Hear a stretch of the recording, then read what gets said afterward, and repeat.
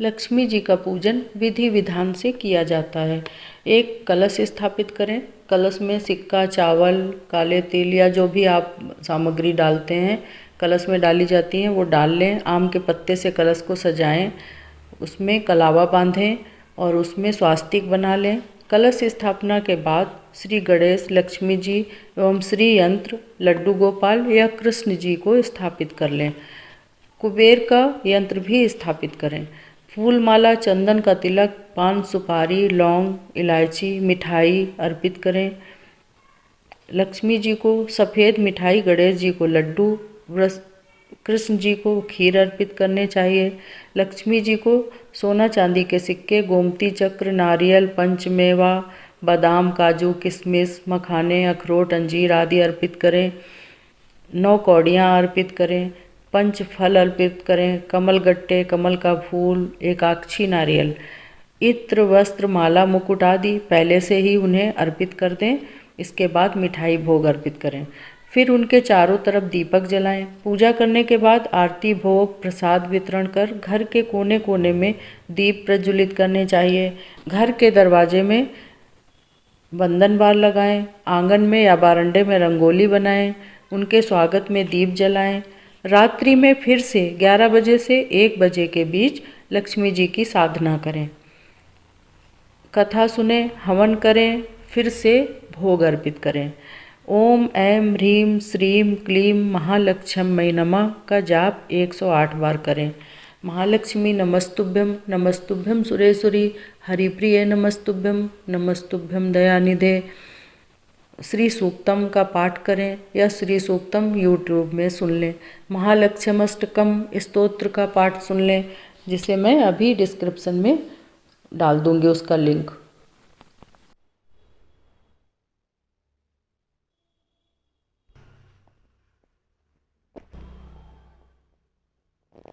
ओम श्रीं ह्रीं श्रीं कमले कमलालये प्रसीद प्रसीद श्रीं ह्रीं श्रीं ओम महालक्ष्म्यै नमः। इस मंत्र का कम से कम 108 बार या 21 बार, 51 बार जाप करें। इस मंत्र को हम डिस्क्रिप्शन बॉक्स में दे देंगे, तो आप डिस्क्रिप्शन बॉक्स से देखकर जाप कर सकते हैं। हेलो फ्रेंड्स, वेलकम टू रक्स क्रिएशन। आज श्रवण करेंगे दिवाली की पौराणिक कथा। दिवाली के दिन महालक्ष्मी और गणेश जी की पूजा की जाती है। इनके साथ विष्णु के अवतार कृष्ण जी को रखा जाता है या लड्डू गोपाल को आप विराजित कर सकते हैं। इस दिन पूजा के समय पौराणिक कथा का पाठ करना शुभ माना जाता है। पौराणिक कथा के अनुसार एक नगर में एक साहूकार रहता था। उस साहूकार की एक लड़की थी। उसने देखा कि लक्ष्मी जी पीपल के पेड़ से निकला करती हैं। एक दिन माता लक्ष्मी उस साहूकार की लड़की से बोली कि मैं तुम पर प्रसन्न हूँ, इसलिए तुम मेरी सहेली बन जाओ। साहूकार की लड़की ने कहा, मैं अपने माता पिता से पूछकर बताऊंगी। उसके बाद माता पिता की आज्ञा पाकर लड़की माता लक्ष्मी की सहेली बन गई। महालक्ष्मी जी उससे बहुत प्रेम करने लगीं। एक दिन लक्ष्मी जी ने साहूकार की लड़की को भोजन का निमंत्रण दिया। जब लड़की माता लक्ष्मी के यहाँ पर भोजन करने के लिए आई तो उसको माता लक्ष्मी जी ने सोने चांदी के बर्तनों में खाना खिलाया, सोने के आसन पर बैठाया और बहुमूल्य वस्त्र पहनने के लिए दिए। इसके बाद लक्ष्मी जी ने उस लड़की से कहा कि मैं तुम्हारे यहाँ आऊँगी। लड़की ने स्वीकार कर लिया और अपने माता पिता को सब बात बताई। इस बात को सुनकर उसके माता पिता बहुत ही प्रसन्न हो गए, लेकिन लड़की उदास होकर बैठ गई। उसके माता पिता ने उदास होने के कारण पूछा तो उसने माता लक्ष्मी के वैभव के बारे में बताया। हमारे घर में आकर वो कैसे संतुष्ट होंगी? लड़की के पिता ने कहा कि जमीन को गोबर से लीपकर रूखा सूखा श्रद्धा और प्रेम से उनको खिलाएंगे। ये बात पिता कह भी न पाए कि एक चील वहां मंडराते हुए आई और किसी रानी का नौलखा हार उनके घर में छोड़कर चली गई। नौलखा हार देखकर साहूकार बहुत ही प्रसन्न हुए। ये देखकर साहूकार की लड़की बहुत प्रसन्न हो गई। उसने उस हार को बेचकर लक्ष्मी जी के भोजन का सारा इंतजाम कर लिया। इसके बाद वहां श्री गणेश जी और लक्ष्मी जी आए। लड़की ने उन्हें सोने की चौकी का आसन दिया। इस पर महालक्ष्मी जी और गणेश जी ने बड़े प्रेम से भोजन किया। लक्ष्मी जी और गणेश जी के आने से साहूकार का घर सुख संपत्ति से भर गया। लक्ष्मी जी की पौराणिक कथा। एक बार सनत कुमार ने ऋषि मुनियों से कहा, महानुभाव, कार्तिक की अमावस्या को प्रातः काल स्नान करके भक्ति पूर्वक पितृ तथा देव पूजन करना चाहिए। उस दिन रोगी तथा बालक के अतिरिक्त किसी अन्य व्यक्ति को भोजन नहीं करना चाहिए। सायंकाल विधि पूर्वक लक्ष्मी का मंडप बनाकर उसे फूल, पत्ते, तोरण, ध्वजा और पताका आदि से सुसज्जित करना चाहिए। अन्य देवी देवताओं सहित लक्ष्मी का षोडशोपचार से पूजन करना चाहिए। पूजन के उपरांत परिक्रमा करनी चाहिए।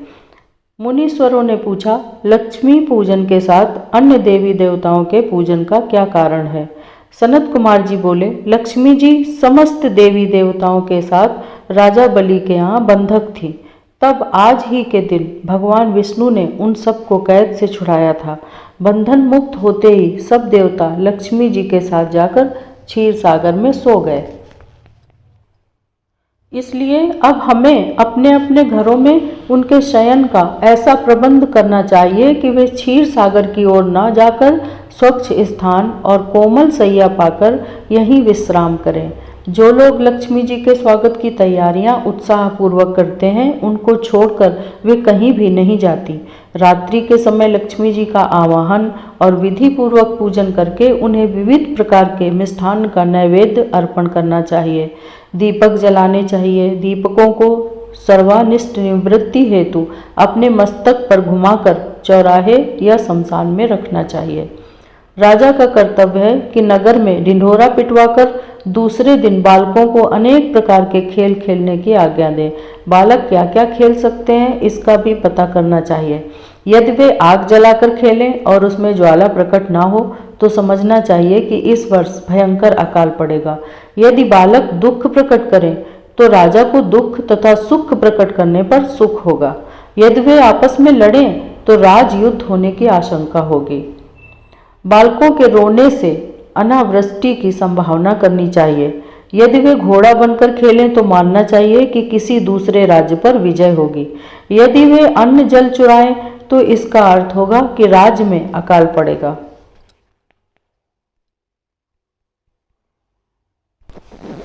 इस प्रकार से हमें अगले वर्ष के शुभ या अशुभ संकेत मिलते हैं।